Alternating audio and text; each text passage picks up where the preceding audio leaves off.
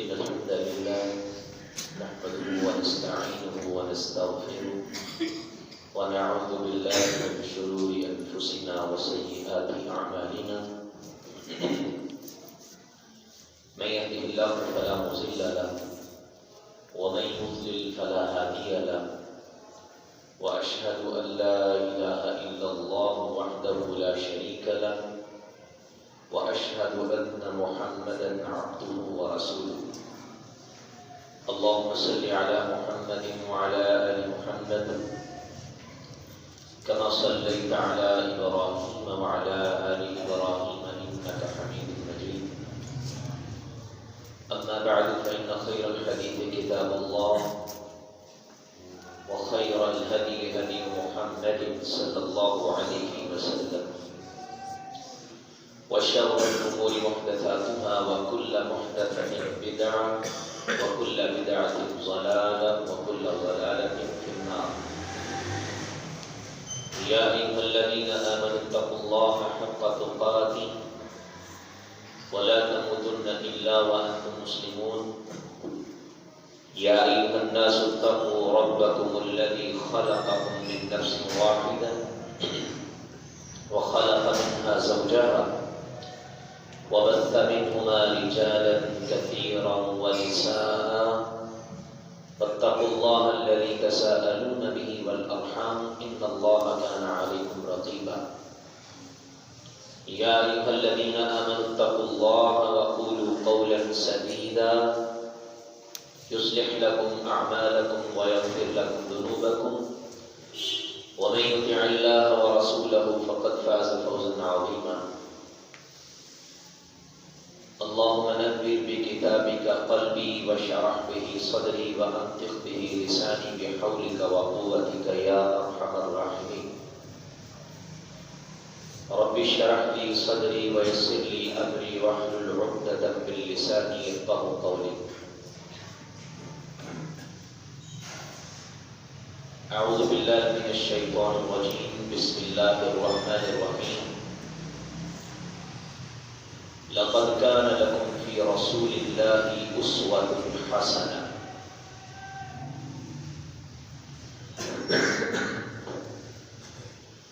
ہر قسم کی حمد و ثنا، تمام قسم کی تعریفات تحمیدات اللہ رب العزت کے لیے، تمام قسم کے جائز درود و سلام امام الانبیاء سید الانبیاء سید الرسل امام کائنات حضرت محمد رسول اللہ صلی اللہ علیہ وسلم کی ذات گرامی لائق احترام محترم معزز آمین۔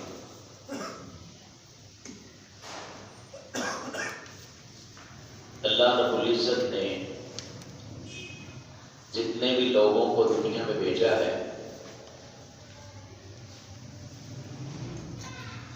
ان میں سب سے عظیم اور سب سے اعلیٰ مقام انبیاء کو عطا فرمایا، اور پھر نبیوں میں سے سب سے عظیم اور بلند مقام حضور کائنات حضرت محمد رسول اللہ صلی اللہ علیہ وسلم کو ملا۔ نبی صلی اللہ علیہ وسلم کا جو مقام ہے، آپ کا جو رتبہ ہے، مذہبی طور پہ تو اس میں کوئی شک نہیں، ہم سارے مانتے ہیں، اور تمام مذاہب جو پہلے تھے ان میں بھی آپ کا ذکر تھا، لیکن تاریخی طور پہ یہ بہت بڑی بات ہے کہ تاریخی طور پہ بھی آپ کو ہی سب سے بلند مقام دیا جائے کہ اگر مذہب کو ایک سائڈ پہ کر دیا جائے اور انسان کی نسل، اس کے خاندان، اس کے قبیلے کو ایک سائڈ پہ کر دیا جائے، خالصتاً تاریخی اعتبار سے اگر دیکھا جائے تو تب بھی آپ جیسا مقام کسی کا نہیں۔ لوگوں نے آپ کی سیرت پہ لکھا ہے، بہت کچھ لکھا ہے۔ ایک شخص جس کا نام ہے مائیکل ہارٹ، جو ڈاکٹر ہے اور پیشے کے اعتبار سے سائنسدان ہے اور مذہب کے اعتبار سے عیسائی ہے، اس نے کتاب لکھی The 100 100 شخصیات کے اوپر۔ اب اس شخص نے کنبے قبیلے سے، نسل سے ماورا ہو کر، کسی کے خاندان سے ماورا ہو کر، مذہب سے ماورا ہو کر لکھا، اور خالصتاً تاریخی اعتبار سے، سماجی طور پہ، معاشرتی طور پہ کسی کو دیکھا اور اس کی سیرت کو پڑھا، اس کو جانچا پرکھا، اس کے بعد وہ کسی نتیجے پہ پہنچا. جس طرح وہ سائنسدان ہے تو کسی سائنسدان کو بیان کرتا، نیوٹن کے چیزیں بیان کرتا کہ وہ ایسا ہے، اس نے فلاں چیزیں بیان کی، اس کو رکھتا وہ سب سے پہلے. اگر وہ مذہب کو دیکھتا تو وہ عیسیٰ علیہ السلام کا پیروکار ہے، عیسائی مسیحی ہونے کی وجہ سے وہ عیسیٰ علیہ السلام کا نام ذکر کرتا. لیکن اس نے کیا کہا؟ اس نے جو بات کہی وہ آج بھی تاریخ میں محفوظ ہے. کہتا ہے he was the only man in history who was supremely successful on both. اس نے ایک شخصیت کے بارے یہ بات کہی اور کیا کہتا ہے؟ the religious and secular levels. اگر دینی اعتبار سے، سماجی اعتبار سے، کسی بھی طور پہ، دنیاوی اعتبار سے کوئی شخصیت اگر سب سے اعلیٰ مقام پر رکھتی ہے، اگر کسی کو پہلے نمبر پہ رکھا جا سکتا ہے تو وہ نبی کائنات حضرت محمد رسول اللہ صلی اللہ علیہ وسلم کی ذات ہے. اس نے بھی یہ کہہ دیا، حالانکہ وہ مسلمان نہیں، لیکن وہ کہتا سب سے پہلا نمبر اگر آ سکتا ہے تو وہ نبی کائنات صلی اللہ علیہ وسلم کا نام. تو میرے بھائیوں، لوگوں نے آپ کی سیرت کو لکھا، اس کے اوپر لکھا، اس کو پڑھا. ہم جو مسلمان ہیں، ہمیں نبی صلی اللہ علیہ وسلم کی سیرت کو پڑھنا بھی ہے اور اس کو اپنانا بھی ہے. کیسے اپنا سکتے ہیں؟ جب ہمیں آپ کی سیرت کا پتہ ہوگا، ہمیں پتہ ہو کہ آپ کے رویے کیا ہیں، آپ نے کس طرح زندگی بسر کی ہے، آپ کی زندگی میں کون سی چیز غالب تھی، کس چیز کو اختیار کرنے والے تھے.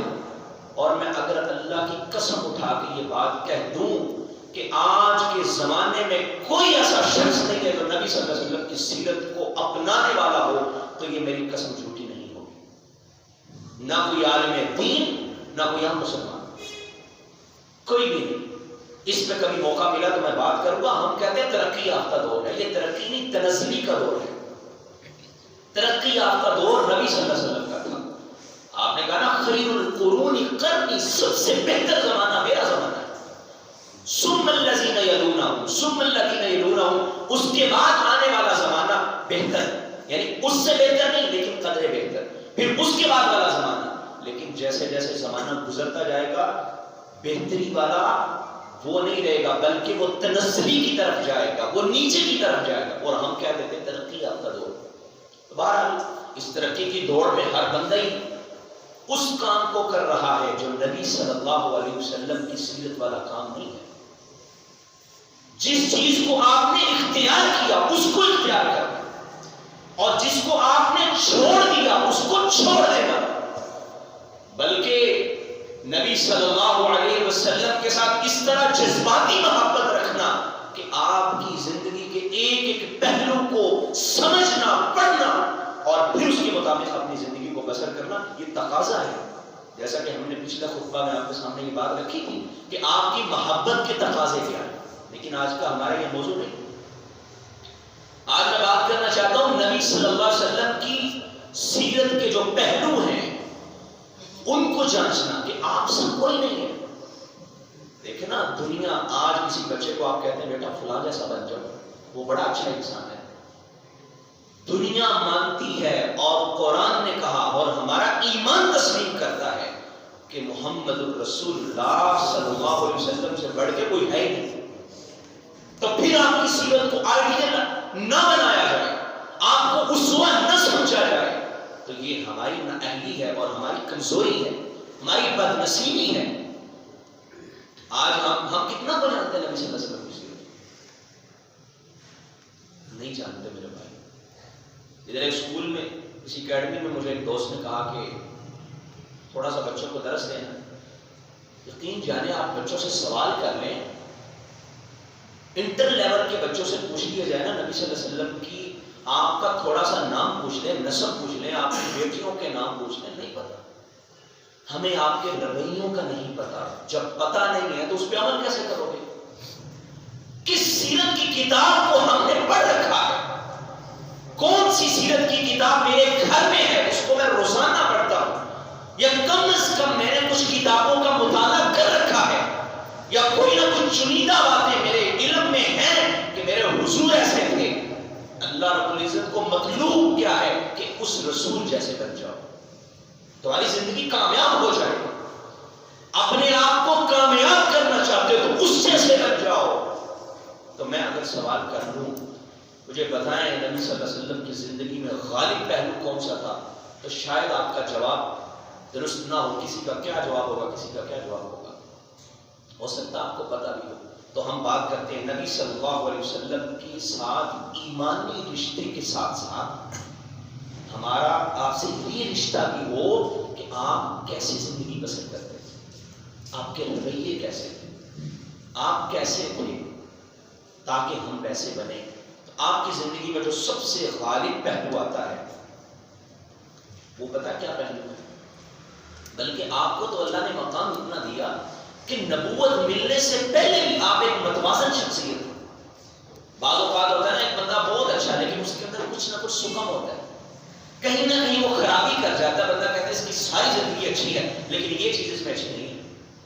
نبی صلی اللہ علیہ وسلم ابھی نبوت نہیں ملی، ابھی نبوت اللہ نے عطا نہیں کی. اس سے پہلے حضرت خدیجہ رضی اللہ عنہ سے جب نکاح ہوا تو ابو طالب چچا ہے اور بے دین چچا ہے. وہ پتہ کیا کہتا ہے؟ لہو نبأ عظیم و خطر جلیل. یہ پیغمبر یعنی اس نے ابو طالب نے کیا کہا؟ وہ نبوت کی وجہ سے کہا تھا، نبوت تو ملی نہیں. خالص طور پہ سماجی اور معاشرتی طور پہ کہا یہ میرا جو بھتیجا ہے یہ اخلاق کی اعلیٰ ترین سطح پہ پہنچا. نبوت سے پہلے اس نے کہہ دیا.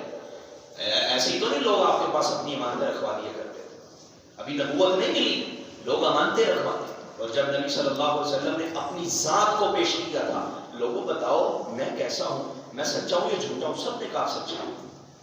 اس وقت نبوت نہیں ملی. تو ہمیں تو فخر ہونا چاہیے کہ ہمارے رسول ایسے ہیں، لیکن ہمیں اس فخر کے ساتھ ساتھ یہ پتہ ہو آپ کی شخصیت کن عناصر سے مل کے بنی ہے، کن چیزوں کے ملنے سے آپ کی شخصیت ترتیب میں آتی ہے، کون سی چیزیں کون سے عناصر آپ کی سیرت کو مرتب اور مشکل کرتے ہیں، یہ ہمیں جاننا ہے. نبی صلی اللہ علیہ وسلم کی سیرت کا جو سب سے اغلب پہلو تھا وہ تھا کمال ابدیت. نبی صلی اللہ علیہ وسلم کو اللہ نے یہ وصف دیا تھا کہ آپ کے اندر ابدیت غالب تھی. ابدیت کیا ہوتی ہے؟ ابدیت کہتے ہیں کہ انسان اس طرح زندگی بسر کرے کہ اس کا رب اس پہ راضی ہو جائے، وہ رب کو راضی کرے اور رب اس سے راضی ہو بھی جائے. اسے ابدیت کہتے ہیں. سب سے نمایاں پہلو یہ اپنے رب کا غلام بن کے رہا جائے، اللہ کے سامنے جھک کے رہا جائے، ایک ادنا اور بالکل مٹا ہوا انسان بن کے اللہ کے سامنے رہا جائے. کہ ابدیت ہوتی ہے. ابدیت جس میں غالب ہو اس میں کسی قسم کی اکڑ نہیں ہوتی، اس میں کوئی انا نہیں، خود پسندی اور کوئی غرور نہیں اس میں ہوتا. جس میں ابدیت غالب ہوتی ہے وہ انتہائی جھکا ہوا انسان ہوتا ہے، مٹا ہوا انسان ہوتا ہے. نبی صلی اللہ علیہ وسلم آپ کی سیرت کی کوئی کتاب کھول کے دیکھ لیں، آپ کو سب سے غالب پہلو ابدیت نظر آئے.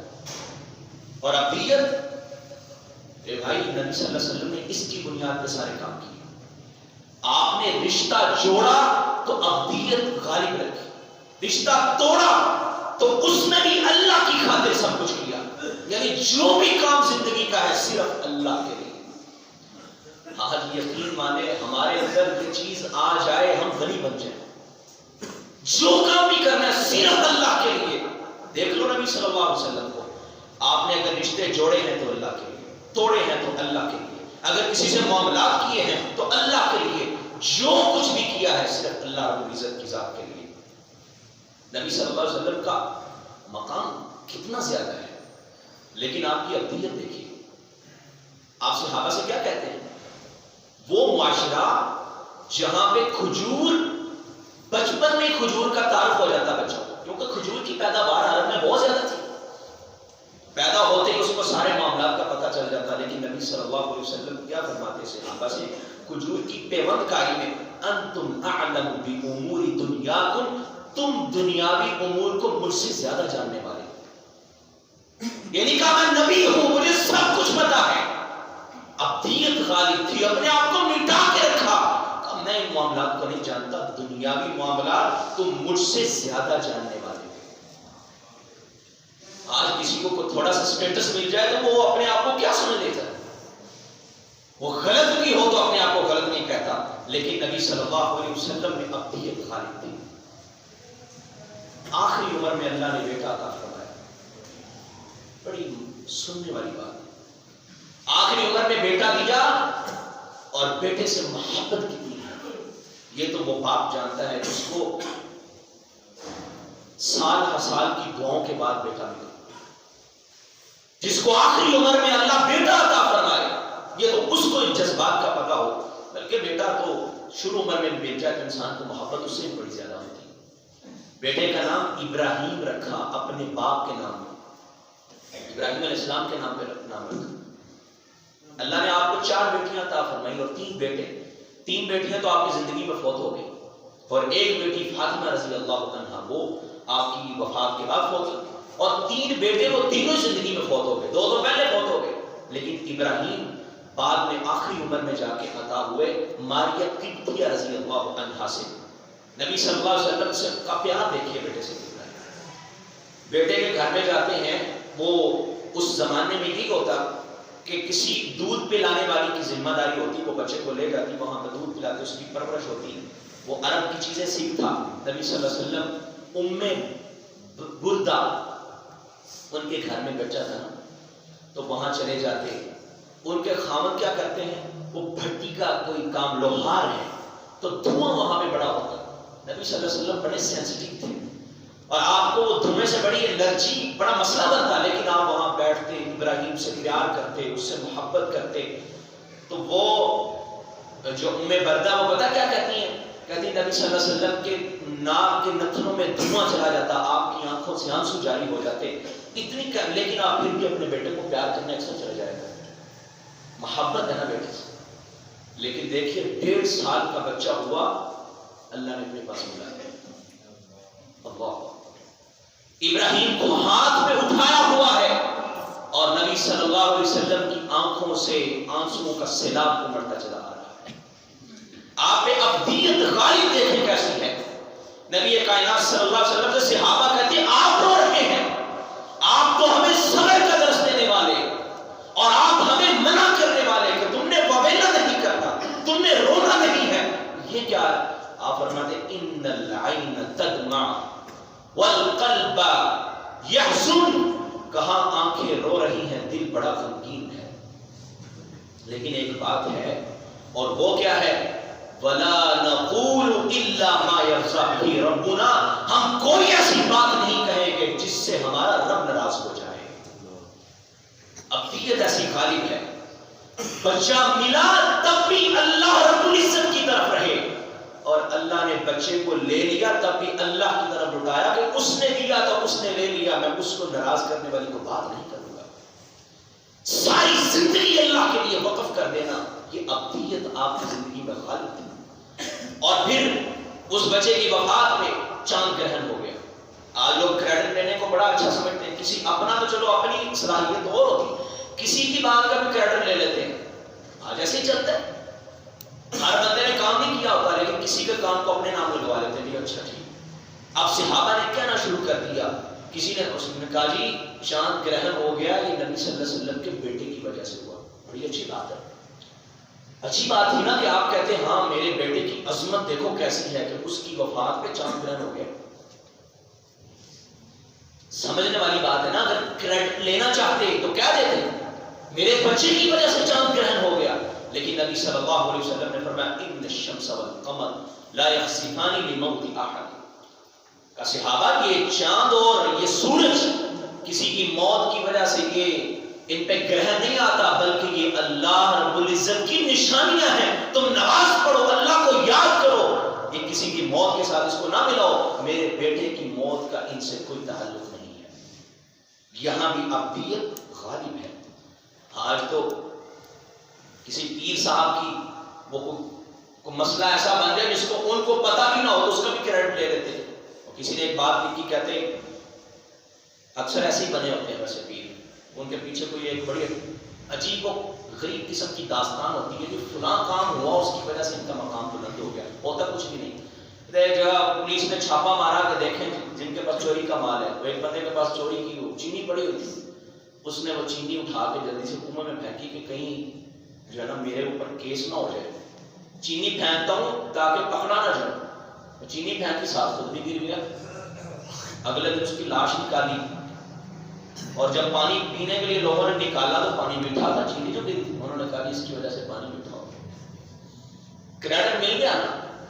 آج تو لوگ ایسے ایسے کریڈٹ لے لیتے ہیں، لیکن نبی صلی اللہ علیہ وسلم پہ ابدیت کا ایسا غلبہ تھا کہ آپ نے کہا میرے بیٹے کی اس کی موت سے کوئی بھی تعلق، میرے بیٹے کی موت کا ان سے کوئی تعلق نہیں ہے. نبی صلی اللہ علیہ وسلم ہر جگہ پہ اپنے آپ کو عبد بنا کے رکھتے، غلام بنا کے رکھتے. سفر میں جا رہے سے آپ ایک جگہ پہ پڑاؤ ڈالا، کھانا کھانے کے لیے کہتے ہیں کچھ کھا لیتے ہیں. تو نبی صلی اللہ علیہ وسلم نے کہا کیا خیال ہے بکری ذبح کر لیتے ہیں؟ جی ٹھیک ہے بکری ذبح کرتے ہیں. نبی صلی اللہ علیہ وسلم کے پروانے جیسے آپ فوری طور پہ آپ کی بات کو مان گے. اب ڈیوٹیاں تقسیم ہو رہی ہیں. ایک ورنہ کہتا نہیں علیہ ذبحھا، میں اس بکری کو ذبح کروں گا. دوسرا کہتا علیہ سلخھا، میں اس بکری کی کھال اتاروں گا. کسی نے کہا میں اس کا گوشت بناؤں گا. نبی صلی اللہ علیہ وسلم فرماتے علیہ جمع الحطب، کا میرے ذمہ بھی ایک کام ہے، میں لکڑیاں اکٹھی کروں گا. پروانے صحابہ تڑپ جاتے کہ اللہ کے رسول ہم کس لیے ہیں، ہم آپ کو ایسا کام نہیں کرنے دیں گے.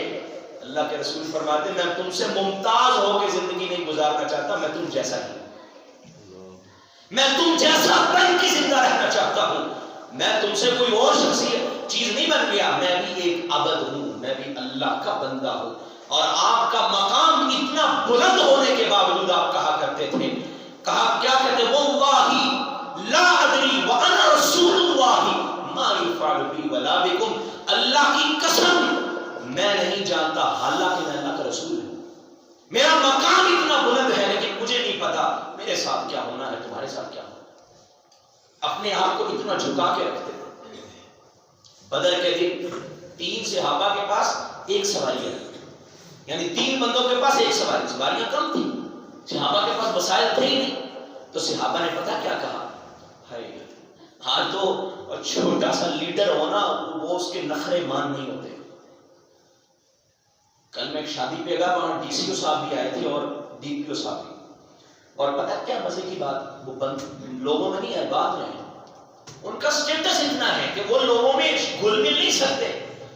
اور سلام بھی نہیں لیا ان لوگ. کہتے ہیں ہمارے ساتھ کو سلام نہ لے، دور کھڑے ہو. ہم اینڈ پہ تھے، ذرا لیٹ ہو گئے تو پتہ چلا کہ سلام لینے پہ یہ راضی نہیں ہے. سلام ہی لینا ہم سے کہ پوسٹ ملی ہے اللہ کے پیغمبر کی ذات کو پڑھا ہوتا، اگر آپ کی زندگی کو دیکھا ہوتا تو سمجھ آتی آپ پہ کیسی ابدیت غالب تھی، آپ کس طرح صحابہ سے رہتے. آپ سے بڑا کوئی لیڈر ہے؟ کیا حیثیت ہے کسی ڈی پی اور ڈی سی او کی؟ اللہ کی قسم پیغمبر کائنات کے قدموں کی خاک کے برابر بھی نہیں ہے وہ. لیکن اللہ کے رسول کا مقام دیکھیں. آپ کہتے ہیں 3 کے پاس ایک سواری ہے. 2 صحابہ کہنے لگے فقال نحن نمشي عنك. اب طے یہ ہوتا کہ ایک سواری کرے گا 2 چلیں گے، پھر ایک سواری کرے گا دوسرے 2 چلیں گے، اس طرح سفر کٹے گا. تو دونوں نے کہا نحن نمشي عنك، اللہ کے رسول آپ کی طرف سے ہم چلیں گے، آپ نے سواری ہی کرنی. اللہ کے رسول صلی اللہ علیہ وسلم لیڈر تھے. آپ پیدل نہ چلتے، پریشانی تھی، بدر کا میدان تھا اور جنگ لڑنی تھی، 1000 کا لشکر تھا. اللہ کے رسول کہہ سکتے تھے ہاں ٹھیک ہے میں بیٹھا ہوں بڑے سکون کے ساتھ، چلو تم میرے ساتھ پیدل چلو. صحابہ تو آپ پہ جان لٹانے کے لیے تیار رہتے.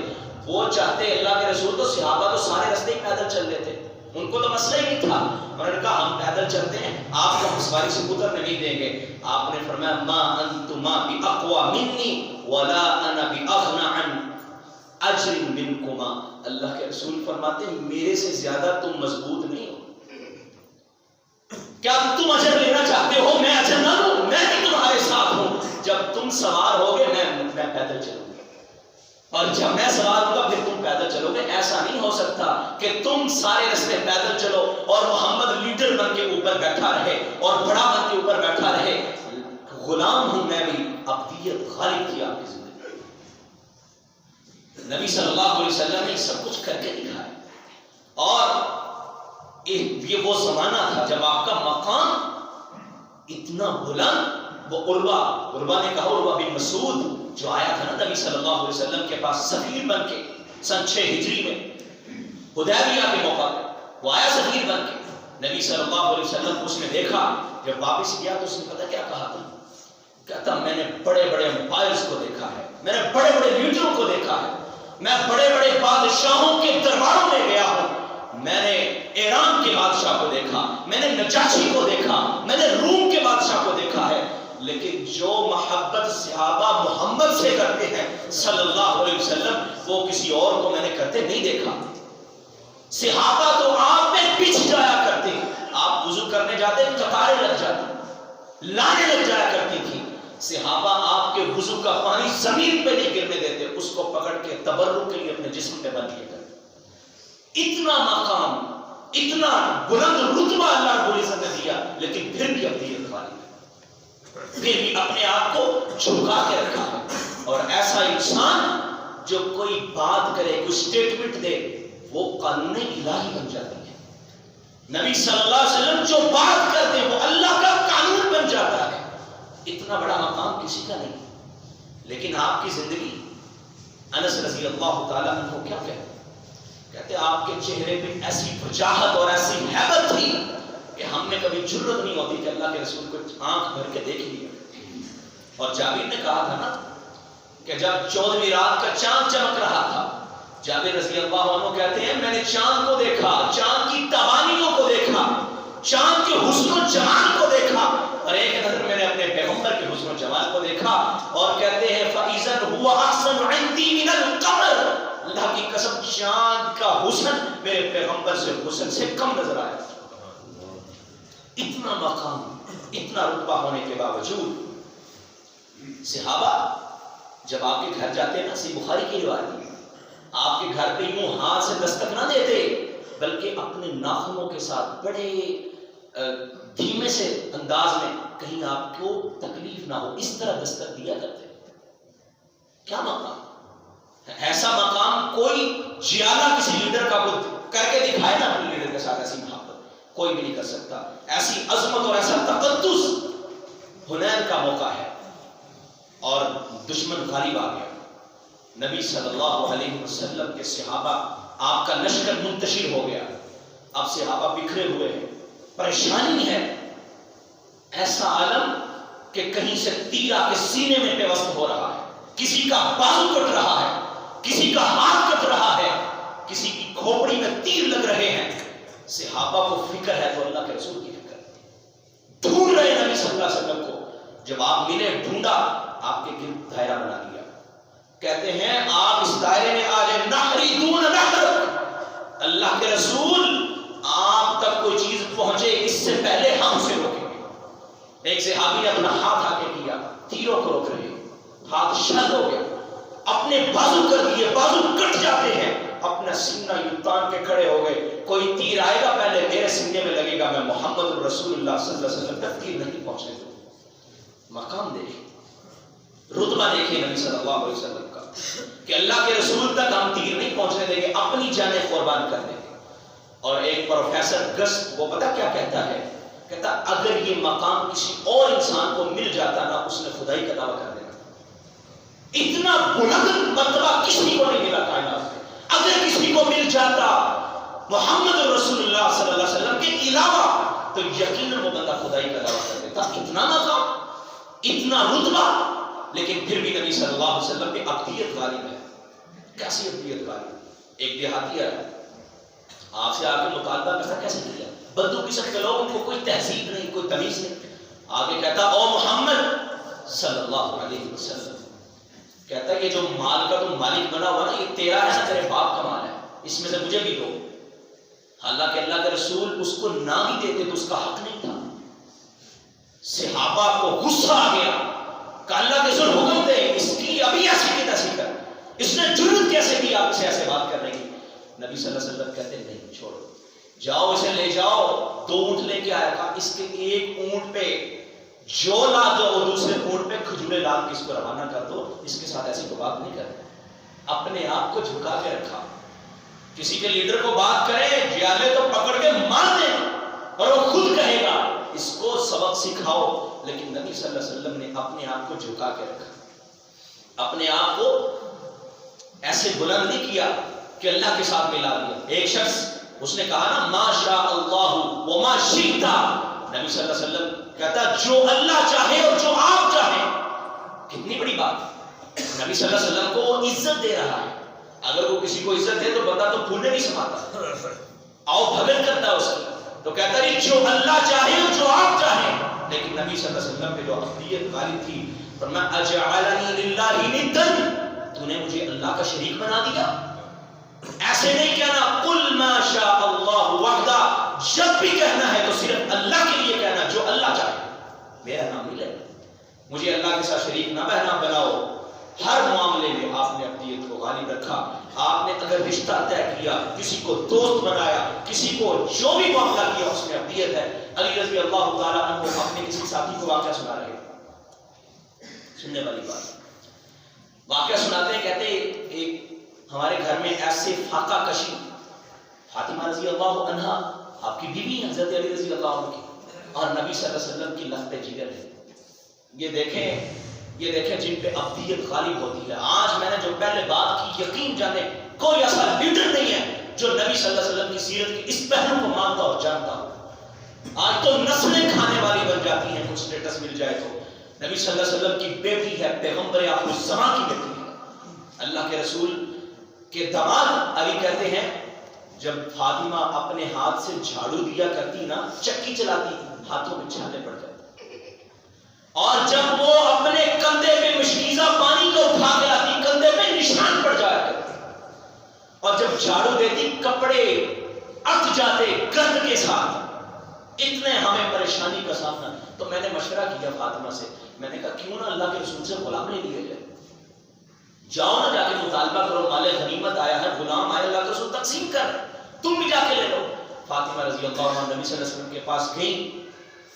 آپ گھر میں نہیں تھے, آپ کو محبت بڑی تھی فاطمہ سے.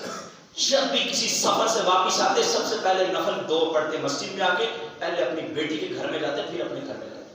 اتنا پیار. اور بیٹی آتی تو کھڑے ہو کے استقبال کرتے اپنی بیٹی کا, اور اس کی پیشانی پہ بوسہ دیا کرتے, اور فرمایا سیدۃ نساء اہل الجنہ, جنتی عورتوں کی سردار میری بیٹی ہے. وہ فاطمہ جو سیدہ شباب اہل الجنہ, جنتی نوجوانوں کے سردار حسن و حسین کی ماں ہے. مقام دیکھیں اور پیار دیکھیں بیٹی سے. فوری طور پہ بیٹی کے گھر گئے, خیریت تھی, تم آئی تھی. اللہ کے رسول, میں نے اور علی نے مشورہ کیا تھا ہمیں کوئی غلام ہی دیتے, غنیمت سے جو مال آیا ہے اس میں غلام بھی ہے تو ہمیں بھی کچھ عطا ہو جائے. میرے حالات ایسے ہیں. لیکن آپ نے ابدیت کی مثال قائم کر دی. آپ نے کیا کہا, فاطمہ تقوی اختیار کرو, میں تمہیں غلام نہیں دے سکتا, میں تمہیں ایک ذکر بتاتا ہوں, اس کو تم کر لیا کرو, اللہ ساری تھکاوٹیں دور کر دے گا. کہا 33 مرتبہ سبحان اللہ, 33 مرتبہ الحمدللہ, اور 34 بار اللہ اکبر پڑھ لیا کرو, اللہ پورے دن کی تھکاوٹوں کو دور کر دے گا. ابدیت کی مثال کو قائم کیا. اپنی محبوب اور بڑے پیار والی بیٹی, لاڈلی بیٹی کو غلام بتا نہیں, تاکہ اپنی بیٹی کو بھی یہ سبق دیا جائے کہ تم نے بھی اپنے آپ میں یہ چیز غالب رکھنی ہے, جیسے تمہارے باپ میں یہ غالب ہے تمہارے اندر یہ غالب رکھنی ہے. اور نبی صلی اللہ علیہ وسلم چاہتے تو اپنی بیٹی کو کیا کچھ نہیں دے سکتے تھے. تو میرے بھائیوں, احد کے میدان میں دیکھیے نا, باتیں آپ نے یہ سنی ہوئی ہیں. نبی صلی اللہ علیہ وسلم احد کے میدان میں ہیں, اور صحابہ نے جو درے پہ کھڑے ہوئے تھے, انہوں نے غلطی کر لی، نیچے آ گئے تو پلڑا دشمن کا بھاری ہو گیا. نبی صلی اللہ علیہ وسلم اس وقت بڑے پریشان ہوئے. عبداللہ بن مسعود کہتے ہیں عتبہ نے ایک پتھر پھینکا، آپ کے ہونٹوں کو کچلتا ہوا آپ کے دانت کو توڑ گیا. ایک نے اپنا خود جو خود ہوتا ہے سر میں پہننے کے لیے وہ پھینکا، نبی صلی اللہ علیہ وسلم کے رخساروں پہ پیوست ہو جاتا. اور ایک ظالم نے پتھر پھینکا آپ کی پیشانی پہ لگا اور خون کا فوارہ چھوٹ گیا. ابن مسعود کی آنکھوں میں آنسو جاری ہو جاتے. وہ رسول جس سے اللہ اتنی محبت کرے کہ وہ زمین پہ تھوڑا سا پریشان ہو اللہ عرش سے جبریل کو بھیج دے، آج اس کی داڑھی بھی خون سے تر ہے. اور جس کپڑے سے اپنے زخم صاف کر رہے ہیں وہ کپڑا بھی لال ہوا نبی صلی اللہ علیہ وسلم کے خون کے ساتھ. آپ کی زبان پہ کیا ہے؟ آپ نے کوئی وہاں پہ چدراہٹ نہیں دکھائی، اپنا بڑا پن نہیں دکھایا. آپ نے کہا اللہم اغفر لقومی فانہم لا یعلمون، اللہ یہ میری قوم والے جانتے نہیں ہیں، ان کو معاف فرما دے.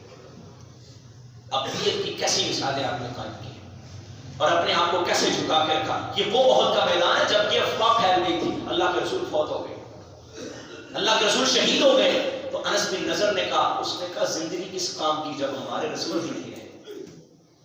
اور اسی لیے ایک حسن بصری رحمت اللہ علیہ کہتے تھے نا، جس امت کے رسول کی گستاخی ہو اس امت کو جینے کا حق نہیں ہے. اور آج تو ہم نے اللہ کے رسول کی سیرت کو کیا سمجھا ہے؟ ہمارے کسی لیڈر نے نہیں سمجھا، ہم نے نہیں سمجھا. جب ہم اپنائیں گے نہیں تو ہم کسی گستاخ کو کیا روک سکتے ہیں؟ ہمارے اندر وہ پاور نہیں آ سکتی جب تک آپ کی سیرت کو سمجھے نا، اس کے مطابق عمل نہ کریں. انس بن نضر کہتے ہیں زندگی کس کام کی؟ ہمارے رسول نہیں رہے. اتنا لڑے کہ جسم کے اعضاء کٹ جاتے ہیں، پہچان ہی نہیں ہو رہی کہ کون ہے. بہن نے ایک انگلی سے پہچانا کہ یہ تو میرا بھائی انس ہے. اللہ کے رسول صلی اللہ علیہ وسلم کے ساتھ اتنا پیار، 80 زخم جسم پہ آئے، اعضاء کٹ گئے. کیوں؟ کہ اللہ کے رسول نہیں رہے تو مجھے رہنے کا حق، مجھے رہنے کا فائدہ ہی کیا ہے. نبی صلی اللہ علیہ وسلم کے ساتھ ایسی محبت اور ایسا پیار تھا صحابہ کا. میرے بھائیوں، عبدیت آپ جب دعا بھی کرتے کہتے اللہم انی عبدک وابن عبدک وابن امتک، اللہ میں تیرا غلام اور تیرے ایک ادنا سے غلام اور ایک حقیر کنیز کا بیٹا ہوں. اپنے آپ کو غلام ظاہر کرتے نبی صلی اللہ علیہ وسلم، اور اب جب دعا کرتے تب بھی کہتے اللہ میں تیرا غلام ہوں. اور آپ نے اپنے آپ کو ہمیشہ غلام بنا کے رکھا. کہتے میں کھانا کھاتا ہوں تو میں بیٹھ کے نہیں کھاتا، میں ٹیک لگا کے کھانا نہیں کھاتا. اور جس میں یہ عبدیت آ جاتی ہے، عبدیت انسان سے اسی عقل کو چھین لیتی ہے. انسان کے ذہن میں اللہ کی عظمت ایسی بیٹھتی ہے کہ انسان کے اندر انا، تکبر اور خود پسندی کے سارے عناصر کو نکال دیتی ہے. اور یہ نبی صلی اللہ علیہ وسلم کی ذات کا غالب پہلو تھا. اس میں باتیں اور بھی بڑی، حضور صاحب کوئی نہیں ہے. اس پہ ہم بات کر رہے تھے، ہم عبدیت کی صرف ابھی بات کیے بنے. یہ آپ کی سیرت کا ایک بہت بڑا پہلو، اس کو اپنائیے. اس کے بعد ہم انشاءاللہ آپ کی سیرت کے دوسرے پہلوؤں پہ بھی بات کریں. آخری بات کر کے میں اپنی بات ختم کروں. ایک صحابی ہیں زید بن سعنہ رضی اللہ تعالیٰ عنہ، کہتے ہیں مجھے پتا تھا یہودیوں کا بہت بڑا عالم. کہتے ہیں میں نے کہا میں دیکھوں تو صحیح محمد سچا ہے کہ جھوٹا ہے صلی اللہ علیہ وسلم، کیونکہ انہوں نے کتابوں میں نشانیاں پڑھ رکھی تھی. روزانہ مجلس میں آتے، روزانہ دیکھتے اور باتیں سنتے. ایک دن مجلس میں بیٹھے ہیں کہ ایک شخص آ گیا کسی دور علاقے سے، آ کے کہتا ہے اللہ کے رسول میں نے اسلام قبول کیا، میں نے اپنے قبیلے کو بھی اسلام قبول کروایا ہے. ان کو میں نے یہ کہا تھا اسلام قبول کر لو اللہ رزق بڑا عطا کرے گا، لیکن ہمارے ہاں فاقہ کشی ہے، اگر کچھ عنایت ہو جائے تو بستی کا ایمان سلامت رہ جائے گا. نبی صلی اللہ علیہ وسلم نے یوں چہرہ اٹھایا، نظر سے دیکھا علی کی طرف. آنکھوں میں سوال تھا کہ علی بیت المال میں کچھ ہے؟ علی کی خاموش نگاہیں جواب دے گئی کہ بیت المال خالی ہے، دل تو ایمان سے بھرا ہوا ہے لیکن بیت المال میں روپیہ پیسہ کچھ نہیں پڑا. وہ زید بن سعنہ اسی مجلس میں بیٹھے تھے، ابھی مسلمان نہیں ہوئے. کہتے میرے ساتھ سودا کیجیے، میں دیتا ہوں، میرے باغ کی جو ہے نا وہ کھجوریں تم لے لو، مجھے اس کے بدلے باغ میں دے دینا. نبی صلی اللہ علیہ وسلم نے کہا ٹھیک ہے، سودا منظور ہے، تم اپنے باغ کی کھجوریں دو. اس نے 80 سونے کے دینار غالباً وہ پکڑا دیے. کہتے نہیں لو. نبی صلی اللہ علیہ وسلم نے صحابی کو دیے، جاؤ لے جاؤ اپنی بستی والوں کو جانے دے. اب یہ زید تلاش میں تھے. ایک دن نبی صلی اللہ علیہ وسلم نے ایک قبر پہ، بقیع میں قبرستان ہے، وہاں پہ دفن کیا میت کو. جب قبر بن گئی تو یہ پیچھے سے ایک بندہ آیا، اس نے آ کے آپ کے یوں چہرے پہ، آپ کے گردن پہ کپڑا پھینکا اور اس کو کھینچ لیا. اور نبی صلی اللہ علیہ وسلم نے ایک دم سے دیکھا آپ کا چہرہ سرخ ہو گیا، اتنے زور سے اس نے کھینچا، آپ کے نشان پڑ جاتا ہے. اور وہ پتہ کیا کہتا ہے؟ کہتا ہے یا محمد ادی علیکا من حق. وہ کہتا میرا حق ادا کرو، جو میں نے تم سے لینا تھا جلدی دو مجھے. تم عبد المطلب کی جو اولاد ہو نا، تم قرض نہیں جلدی سے ادا کرتے، تم ایسے ہی ہو. نبی صلی اللہ علیہ وسلم نے کوئی بات نہیں کی، آپ مسکرا رہے ہیں. حضرت عمر تیش میں آ گئے، غصے میں آ گئے، اس کو دو چار سنائی اور کہا اللہ کے رسول حکم دے، میں اس کو ابھی سبق سکھاتا ہوں. نبی صلی اللہ علیہ وسلم کہتے عمر نہ، تم نے ایسے کیوں کیا؟ آپ نے اپنی ابدیت کو غالب رکھا. چاہتے تو اس کو جو مرضی سزا دلوا سکتے تھے، لیکن اللہ کے رسول فرماتے ہیں ایسا نہ کہو عمر، جاؤ اس کو لے جاؤ، اس کو جو دینا ہے وہ بھی دو، 50 کلو زیادہ بھی دینا. عمر کہتے وہ کیوں دو؟ کہا جو تم نے اس سے تلخ زبانی کی ہے، اس کا قرض بھی چکا دو، اور جو تم نے اس سے تلخ انداز میں بات کی ہے اس کا قرض بھی اس کو چکا دو. جب وہ واپس آیا، عمر تول کے دینے لگے. کہتا عمر جانتے ہو میں کون ہوں؟ عمر کہتے میں تو تمہیں نہیں جانتا. کہتا میں زید بن ثانہ ہوں. اور تو زید، تو یہودیوں کا عالم ہے. کہا میں یہی جاننے آیا تھا کہ اللہ کے رسول یہ سچے ہیں کہ جھوٹے، کیونکہ ان میں ابدیت غالب ہونی تھی. آج میں نے دیکھ لیا واقعی اللہ کا رسول ہے، مجھے لے چلو، میں اللہ کے رسول کا غلام بننے کے لیے آیا. تو نبی صلی اللہ علیہ وسلم کی زندگی کا غالب پہلو اپنے آپ کو غلام بنا کے، اپنے آپ کو بندہ بنا کے ابدیت کو غالب رکھنا ہی پہلو. اللہ ہمیں اختیار کرنے کی توفیق عطا فرمائے. اللہ رب العزت نبی صلی اللہ علیہ وسلم کی سیرت کو پڑھ کر اس کے مطابق عمل کرا ہونے کی توفیق عطا فرمائے.